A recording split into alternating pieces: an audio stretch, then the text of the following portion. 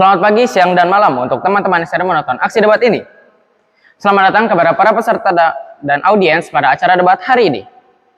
Tema kita kali ini adalah, apakah sistem hukum di Indonesia sudah berjalan dengan adil? Di sini kita memiliki dua belah pihak.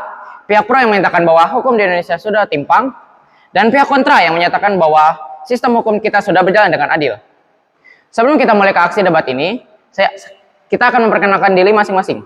Saya Dwi Ferdiski Ramadan sebagai moderator 1. Saya Beril S. Arnaldi sebagai moderator kedua.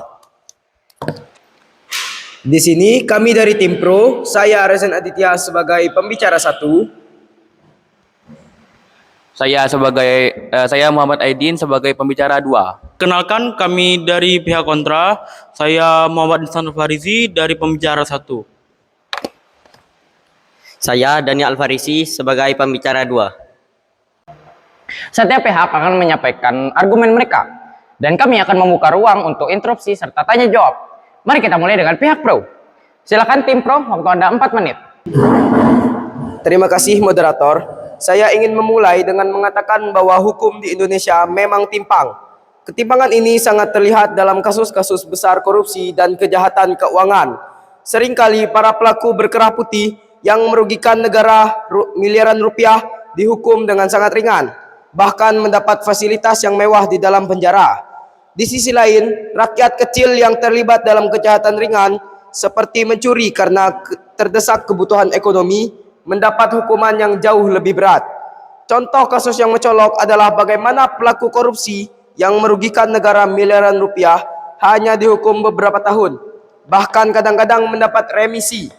Sedangkan mereka yang mencuri kecil-kecilan, seperti kasus pencurian kakao di Sulawesi, dihukum bertahun-tahun tanpa belas kasihan. Ketimbangan ini jelas menunjukkan bahwa hukum di Indonesia lebih berpihak pada mereka yang memiliki kekuasaan dan uang. Terima kasih.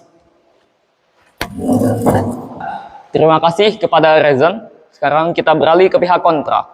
Silakan tim kontra, waktu Anda 4 menit. Terima kasih moderator. Saya menghargai argumen dari pihak pro, tetapi saya tidak setuju bahwa hukum di Indonesia timpang secara keseluruhan. Memang ada beberapa kasus yang mencerminkan kekurangan dalam sistem. Hukum kita sudah bergerak ke arah yang lebih baik. Dalam beberapa tahun terakhir, sudah banyak pejabat tinggi dalam kasus korupsi dijatuhi hukuman berat. Beberapa di antaranya dijatuhi hukuman mati dan penjara seumur hidup.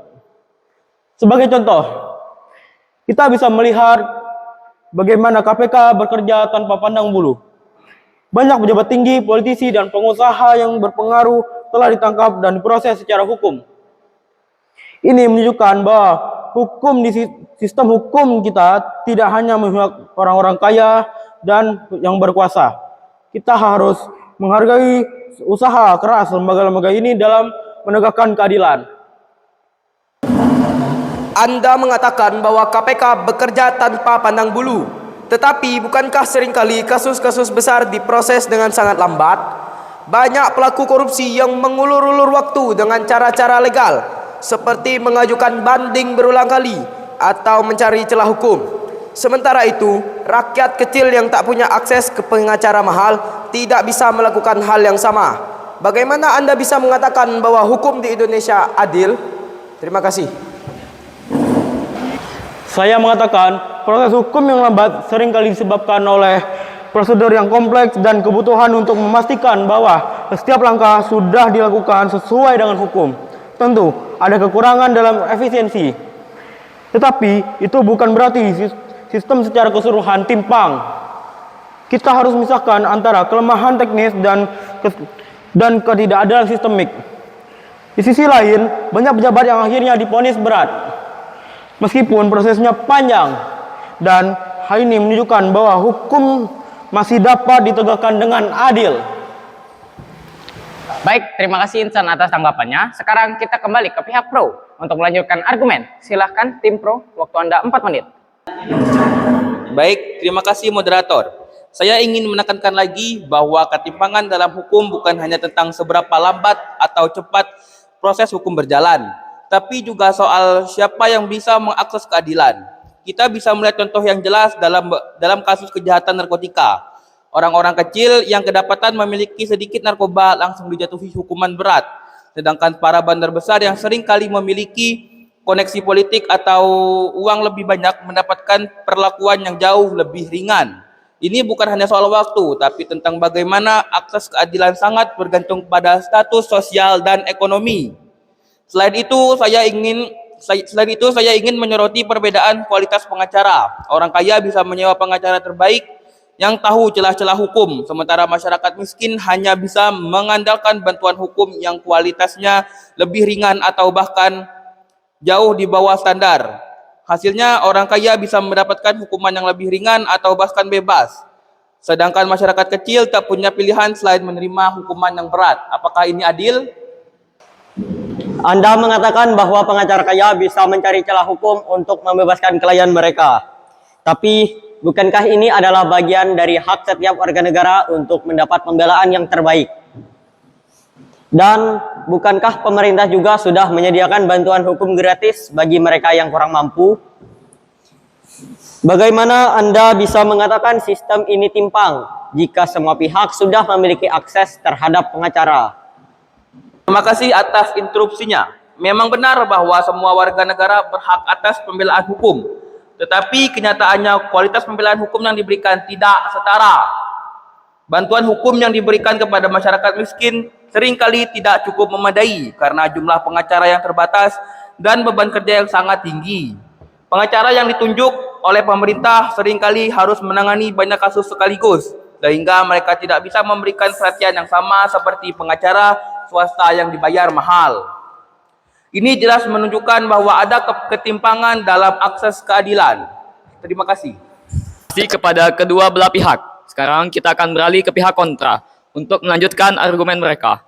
Silakan tim kontra, waktu Anda 4 menit. Terima kasih, moderator. Saya ingin menambahkan bahwa sistem hukum kita tidak sepenuhnya timpang, seperti yang dikatakan pihak pro. Dalam beberapa tahun terakhir, banyak reformasi telah dilakukan untuk memastikan bahwa akses keadilan lebih merata. Pemerintah telah memberikan bantuan hukum gratis bagi masyarakat yang kurang mampu dan memperkuat peran lembaga seperti KPK dan pengadilan tipikor untuk menangani kasus-kasus korupsi. Selain itu, banyak dalam kasus besar seperti sengketa tanah dan konflik agraria. Banyak pengadilan yang justru berpihak pada masyarakat kecil dan mengalahkan perusahaan besar. Ini membuktikan bahwa hukum tidak selalu berpihak pada orang kaya atau kuat. Perlu juga diingat bahwa tidak semua kasus di mana orang kaya mendapatkan hasil yang lebih baik adalah karena ketimpangan hukum. Tapi kadang karena mereka lebih terorganisir dan mampu memanfaatkan hak-hak mereka. Maaf, Anda mengatakan bahwa banyak pengadilan berpihak pada masyarakat kecil dalam kasus agraria. Tetapi bagaimana Anda menjelaskan banyaknya kasus kriminalisasi terhadap aktivis lingkungan dan petani?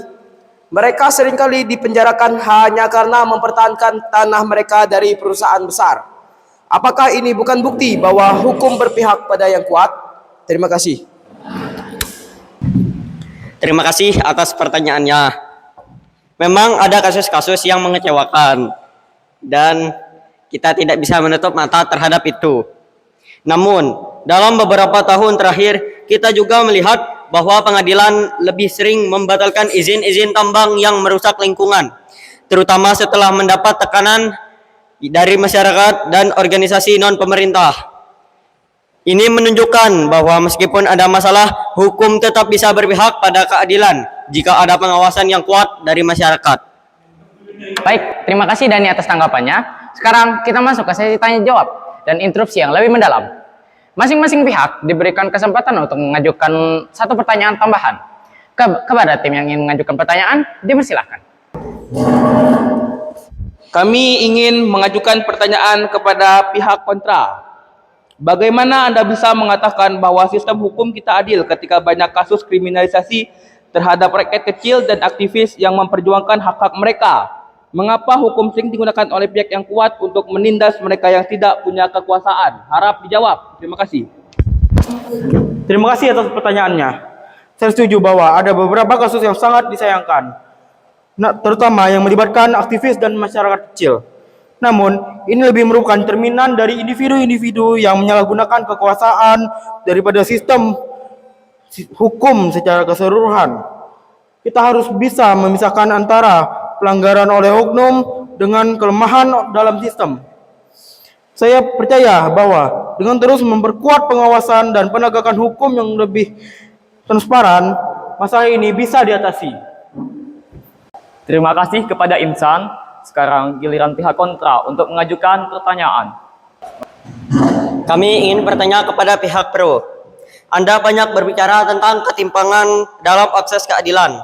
Tetapi, apakah Anda tidak melihat bahwa banyak dari masalah ini sebenarnya lebih berkaitan dengan keterbatasan sumber daya, bukan ketimpangan hukum? Apakah solusi yang Anda usulkan untuk mengatasi masalah akses ini? Terima kasih atas pertanyaannya. Memang benar bahwa keterbatasan sumber daya adalah salah satu masalah utama. Tetapi ini bukan alasan untuk menutup mata terhadap ketimpangan yang ada. Solusi yang kami usulkan adalah memperkuat lembaga-lembaga bantuan hukum dan memastikan bahwa masyarakat kecil mendapat pengacara berkualitas. Bukan hanya pengacara yang dibebani terlalu banyak kasus. Selain itu, perlu ada reformasi yang lebih mendalam dalam sistem pengadilan agar transparansi dan akuntabilitas lebih ditingkatkan. Terima kasih. Terima kasih kepada dua belah pihak atas diskusinya yang sangat dinamis dan mendalam. Sebelum kita mengakhiri debat ini, kami akan memberi kesempatan kepada masing-masing pihak untuk memberikan pertanyaan penutup. Silahkan, tim pro. Terima kasih, moderator. Kami ingin menegaskan kembali bahwa hukum di Indonesia timpang dan tidak adil bagi banyak orang, terutama mereka yang miskin dan tidak memiliki akses ke sumber daya yang memadai. Ketidakadilan ini hanya terjadi di level kasus individu, tetapi juga mencerminkan masalah sistemik yang harus segera diperbaiki. Kami berharap pemerintah dan masyarakat bisa bekerja sama untuk menciptakan sistem hukum yang benar-benar adil bagi semua orang. Terima kasih. Terima kasih kepada Rezan. Sekarang giliran tim kontra untuk memberikan pernyataan penutup. Terima kasih. Kami percaya bahwa meskipun ada masalah dalam sistem hukum kita, banyak upaya yang sudah dilakukan untuk memperbaiki ketidakadilan ini. Hukum di Indonesia sedang berkembang ke arah yang lebih baik, dan kita perlu mendukung reformasi yang sedang berjalan. Jangan sampai kita kehilangan kepercayaan pada sistem hanya karena beberapa kasus yang mencolok.